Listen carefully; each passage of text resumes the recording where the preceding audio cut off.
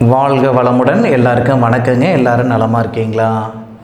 கும்பராசி நண்பர்களுடைய வாழ்க்கையிலையும் வாழ்வாதாரத்திலையும் இந்த மார்ச் மாதத்தில் இந்த பிரபஞ்சம் எந்த மாதிரியான மாற்றங்களை தரப்போகுதுன்றது பற்றி தானுங்க விரிவாக பார்க்க போகிறோம்.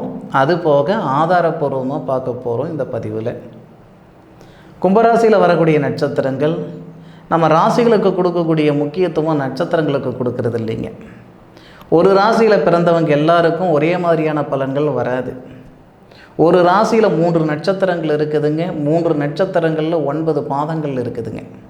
அப்போது கும்பராசியில் வரக்கூடிய நட்சத்திரங்கள் முதல் நட்சத்திரம் வசுக்கள் அப்படின்ற கடவுள் பிறந்த நட்சத்திரம் தானுங்க அவிட்டம் நட்சத்திரம். அந்த அவிட்டம் நட்சத்திரம் 3வது பாதமும் 4வது பாதமும் இந்த கும்பராசியில் தானுங்க வருது.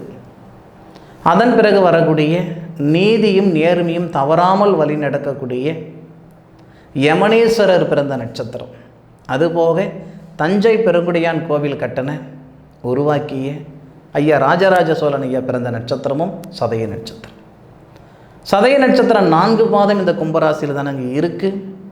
அதன் பிறகு வரக்கூடிய குபேரர் பிறந்த நட்சத்திரமான புரட்டாதி நட்சத்திரம்னு சொல்லக்கூடிய குரு பகவானுடைய நட்சத்திரம். அப்பேற்பட்ட புரட்டாதி நட்சத்திரம் கும்பராசியில் 3 பாதம், முதல் பாதம், 2வது பாதம், 3வது பாதம். மார்ச் மாதம் 1ஆம் தேதி வெள்ளிக்கிழமை பிறக்கப்பட்டது.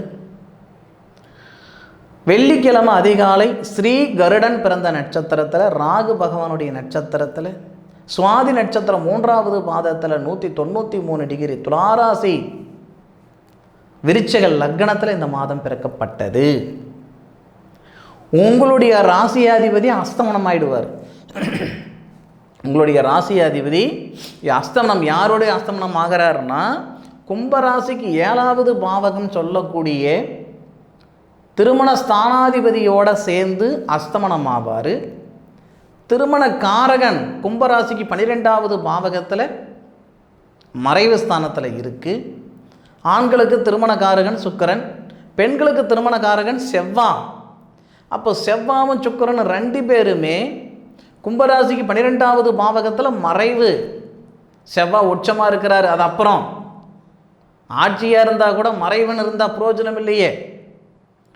அப்போது மார்ச் மாதம் 1ஆம் தேதியிலிருந்து மார்ச் மாதம் 13ஆம் தேதி வரை கணவன் மனைவி, 2வது காதலர்கள், இவங்க 2 பேருமே சூதானமாக இருக்க வேண்டிய ஒரு கட்டம், முன்னெச்சரிக்கையாக இருக்க வேண்டிய ஒரு கட்டம். ஏன்னா கும்பராசியாதிபதி சனி பகவான் அஸ்தமனம் ஆகிறாரு கல்யாண ஸ்தானாதிபதியோட. கல்யாண காரகன் ஆண்களுக்கும் சரி பெண்களுக்கும் சரி 2 பேர், ஆண்களுக்கு சுக்கிரனும் பெண்களுக்கு செவ்வாய், 2 பேருமே 12வது பாவகத்தில் மறைஞ்சு இருக்கிறாரு. புத்திரஸ்தானாதிபதினு சொல்லக்கூடிய புதன் அஸ்தமனம் ஆகிறாரு. இது எல்லாமே நமக்கு கொஞ்சம் நெகட்டிவாக இருக்குது 13 தேதி வரை. இந்த 13 தேதி வரை கும்பராசி நண்பர்கள் காசு பணம் இல்லைனாலும் நிம்மதி சந்தோஷம் இருக்குது கணவன் மனைவிக்குள்ளார. இன்றைக்கும் காசு பணமே இல்லைனாலும் 10 பேருடைய வாழ்வாதாரத்துக்கு தான் நீங்கள் காரணமாக இருப்பீங்களே தவிர சத்தியமாக சொல்கிறேன் யாருடைய அழிவுக்கு நீங்கள் காரணமாக இருக்க மாட்டீங்க. இது வரைக்கும் அப்படி தான் வாழ்ந்தீங்க, இதுக்கு மேற்கொண்ட மாறப்போகுது. அப்போது கணவன் மனைவிக்குள்ளே இருக்கிற சந்தோஷ நிம்மதியை கெடுத்துவிடும் இந்த நேரம். அதனால் மார்ச் 1ஆம் தேதியிலிருந்து மார்ச் 13ஆம் தேதி வரை முடிஞ்ச அளவுக்கு சொல்கிறேன், கணவன் மனைவிக்குள்ளார கருத்து வேறுபாடு வேண்டாம். காதலர்களுக்கு இடையிலேயே கருத்து வேறுபாடு வேண்டாம். இந்த தருணத்தில் கருத்து வேறுபாடு வந்தால் கண்டிப்பாக விவாகரத்து வரைக்கும் போயிடும். அது கணவன் மனைவியாக இருந்தாலும் சரி, காதலர்களாக இருந்தாலும் சரி. என்ன சார் நெகட்டிவாக சொல்கிறீங்க, பாசிட்டிவாக சொல்லுவீங்கன்னு பார்த்தேன், நெகட்டிவாக சொல்கிறீங்க. ஐயா, நம்ம பாசிட்டிவாக தெரிஞ்சுக்கிறோமோ இல்லையோ, நல்லது சாதகத்தில் தெரிஞ்சுக்கிறோமோ இல்லையோ, ஒரு கெட்டது இருக்குதுன்னா அந்த கெட்டதை தெரிஞ்சுக்கிடணும். அதுலேருந்து விடுபடுறதுக்கான ஒரு முயற்சியை அதை நம்ம எடுப்போம் இல்லையா? 2 விஷயம், கணவன் மனைவிக்குள்ளார கருத்து வேறுபாடு உருவாக்கிக்காதீங்க. காதலர்களிடையிலேயே கருத்து வேறுபாடு தயவு செய்து உருவாக்கிக்காதீங்க. 13 தேதிக்கு மேற்கொண்டு அருமையான நேர காலங்கள் இருக்குது, அதை மனசில் வச்சுக்கிடணும். மார்ச் 1ஆம் தேதியிலிருந்து மார்ச் 13ஆம் தேதி வரைக்கும் நம்ம தொழில் ஸ்தானத்தில் இம்ப்ரூவ்மெண்ட் இருக்காது. குடும்பத்திலேயே நிம்மதி சந்தோஷம் கொஞ்சம் குறைச்சலாக தான் இருக்கும். ஆணும் பொண்ணுக்கு இருக்கிற சங்கடங்கள் அதிகமாக இருக்கும். 13 தேதிக்கு மேற்கொண்டு பிரகாசமாக இருப்பீங்க. ஏன்னா 15, 16 15ஆம் தேதி 16ஆம் தேதி உங்களுடைய ராசிக்கு 7வது பாவகத்துக்கு அதிபதி குடும்பஸ்தானத்துக்கு போயிடுவார். ராசிக்கு 3வது பாவகத்தில் இருக்கக்கூடிய கிரகம் குரு ஏற்கனவே சுக்கிரனுடைய சாரம் வாங்குவார். அந்த சுக்கிரன் உங்களுடைய ராசிக்கு வந்துடுவார். அப்போது சுக்கிர பகவான், அதாவது திருமண காரகன், திருமண ஸ்தானத்தை பார்க்குறார். திருமண காரகன்றது சுக்கிரன். அந்த திருமண காரகன் உங்கள் ராசிக்கு வந்துட்டு திருமண ஸ்தானத்தை பார்க்குறார். சூரியன் திருமண ஸ்தானாதிபதி 8வது பாவகத்தை பார்க்கும். திருமண ஸ்தானாதிபதி குடும்பஸ்தானத்துக்கு வந்துடுவார். குடும்பஸ்தானத்தில் திருமண ஸ்தானாதிபதி வருவார்.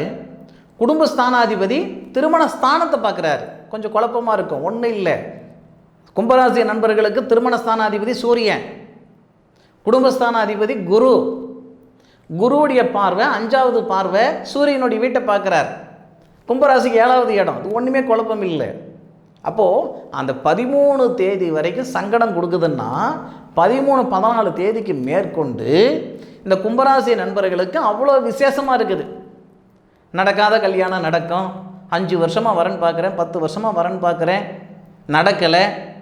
1000 பொண்ணு பார்த்துட்டுனுங்க, இல்லை 1000 மாப்பிள்ளை என்னை வந்து பார்த்துட்டு போயிட்டாங்க, எங்களுக்கு கல்யாணமே நடக்காது போல் இருக்குது, நாங்கள் சம்சாரி ஜாதகமே இல்லை போல் இருக்குது, எனக்கு சன்னியாசி ஜாதகம் போல் இருக்குது, அப்படியெல்லாம் சங்கடப்பட்டுக்கிட்டு இருந்தீங்கன்னா இந்த மார்ச் மாதம் 14 தேதியில் இருந்து மார்ச் மாதம் 31ஆம் தேதி வரைக்கும் நிச்சயம் இந்த பிரபஞ்சம் உங்களுக்கு கல்யாண தேதி வச்சுட்டு போயிடும்.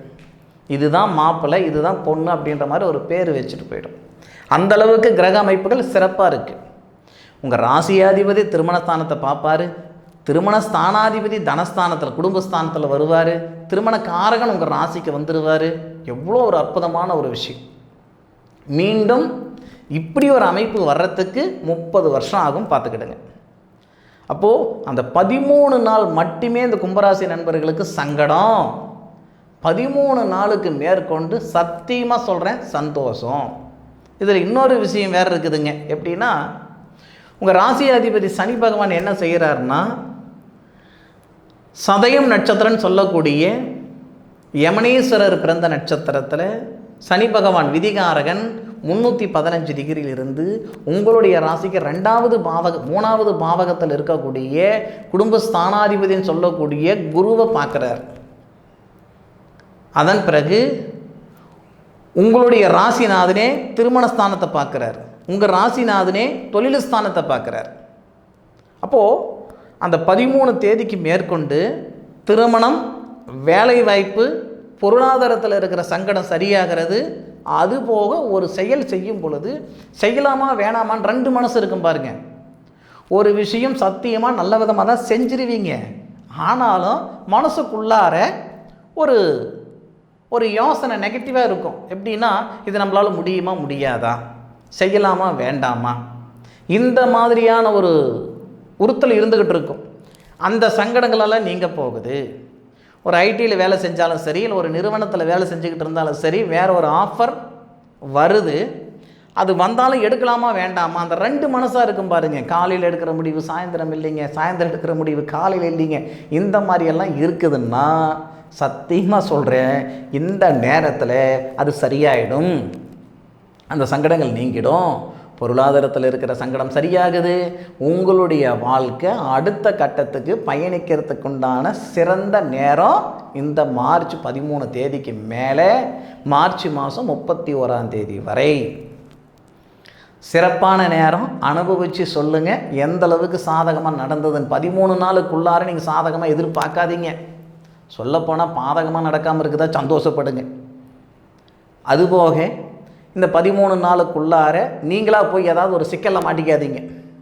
அடுத்தவங்களுக்கு அட்வைஸ் பண்ணுறேன், அடுத்தவங்களுக்கு உதவி செய்கிறேன் அப்படின்னு போய் சிக்கிக்காதீங்க. ஏன்டா செஞ்சோம், எதுக்கடா செஞ்சோம் அப்படின்ற மாதிரி யோசனை பண்ணுற மாதிரி வந்துடும். அதுபோக கும்பராசி நண்பர்களுக்கு நான் சொல்கிறது என்னென்னா, ஒரு வேலை செய்யணும்னு நினைக்கிறீங்களா, சந்தோஷம், தனித்து செஞ்சுருங்க. கூட்டு தொழில் தயவுசெய்து செஞ்சிடாதீங்க. ஏன்னா கூட்டு தொழிலில் கும்பராசி நண்பர்கள் யாராவது ஒருத்தருக்கு தான் சாதகமாக இருக்குது, பல பேருக்கு பாதகமாக தான் இருக்குது. அதனால் கூட்டு தொழில் தயவு செய்து செஞ்சுக்கிட வேண்டாம். அதுபோக கும்பராசி நண்பர்களுக்கு அந்த 19ஆம் தேதியிலிருந்து 31ஆம் தேதி வரை, 19லேருந்து 31 கிட்டத்தட்ட ஒரு 12 நாள் கிடைக்கிது. அந்த நாளில் கலைத்துறையில் இருக்கிற நண்பர்களுக்கு அருமையான நேரம், அற்புதமான நேரம்.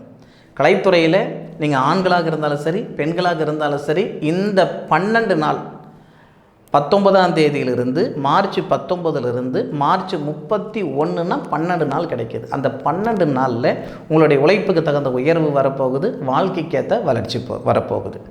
அதுபோக கலை சார்ந்த விஷயங்கள் எல்லாமே, எல்லாருக்கும் சினிமா துறையில் இருக்கிறவங்க மட்டும் கிடையாது, ஆர்டிஸ்ட்டு எல்லாருக்குமே கலை சார்ந்த விஷயங்கள் எல்லாருக்கும் இந்த நேர காலங்கள் பிரகாசமாக இருக்கும். சரிங்களா? அதுபோக உங்களுடைய சுய ஜாதகத்தில் உங்களுடைய கிரக அமைப்புகள் எப்படி இருக்குதுன்னு ஒரு முறை பார்த்துக்கிறது புத்திசாலித்தனம். நமக்கு என்ன திசை நடக்குது, என்ன புத்தி நடக்குது, திருமணம் பண்ணுறோன்னு நினைக்கிறோம், திருமணம் பண்ணுறதுக்கான வாய்ப்பு நம்மளுடைய சுய ஜாதகத்தில் இருக்குதா? ஒன்று திருமணக்காரகனுடைய திசை நடக்கணும், திருமணக்காரகனுடைய புத்தி நடக்கணும், அந்தரம் நடக்கணும், இல்லை திருமண ஸ்தானாதிபதியுடைய திசா புத்தி நடக்கணும். பொதுவாக எல்லாருக்கும் ஒவ்வொரு எதிர்பார்ப்புகள் இருக்க தான் செய்யுது. ஆனால் அந்த எதிர்பார்ப்பு பூர்த்தி அடைகிற அளவுக்கு நமக்கு நேர காலங்கள் இருக்கான்றதில் நம்ம பார்க்கணும். அந்த மாதிரி பெருசாக யாரும் பார்த்துக்கிறது இல்லைங்க. அதுக்காக தானே ஜோதிடமாக உருவாக்கி கொடுத்தாங்க நம்ம முன்னோர்கள். ஜோதிடம் தப்பு பொய் அப்படின்னா நம்ம முன்னோர்கள் இந்த அளவுக்கு மெனக்கட்டு ஜோதிடத்தை உருவாக்கணும்னு அவசியம் இல்லையே. இன்றைக்கி நேற்று வரலையே ஜோதிடம். சித்தர்கள் காலத்திலேயே ஜோதிடத்துக்கு மிகவும் அதிகமான முக்கியத்துவம் கிடைச்சது. ஒருபோதும் ஜோதிடம் தப்பாகாது. ஜோசிகாரங்க தப்பாக இருக்கலாங்க, நான் இப்போவும் சொல்கிறேன், ஜோதிடர்கள் தப்பாக இருக்கலாம், ஆனால் ஜோதிடம் ஒருபோதும் தப்பாக ஆகாது. ஒரு செயல் செய்கிறதுக்கு முன்னாடி அந்த செயல் செய்கிறதுக்கான நேர காலங்கள் உங்கள் சாதகத்தில் இருக்கான்றது ஒரு முறை பார்த்துக்கிடுங்க. என்னுடைய காணொலியை முழுமையாக பார்த்ததுக்கு மனசிலிருந்து மனமார்ந்த நன்றிகளை சொல்லிக்கிட்டு மீண்டும் அடுத்த ஒரு அற்புதமான தருணத்தில் உங்கள் அனைவரையும் சந்திக்கும் வரை உங்களிடமிருந்து விடைபெறுவது உங்கள் வீட்டு ஜோதிட நண்பனான மா காளிதாஸ் மணிகண்டன். திருச்சிற்றம்பலம். வாழ்க வையகம், வாழ்க வளமுடன்.